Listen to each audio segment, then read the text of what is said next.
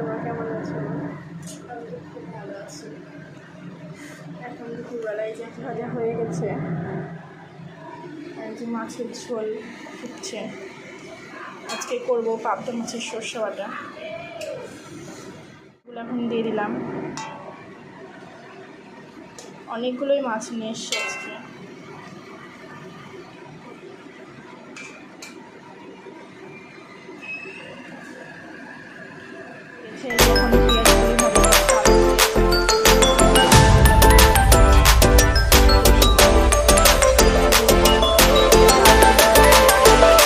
ভাজা হয়ে গেছে, ডালটাও সেদ্ধ হয়ে গেছে।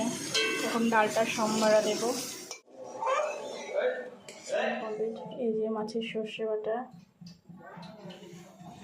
আর এই যেখানে ভাত, এখানে যে পেঁয়াজ কলি ভাজে।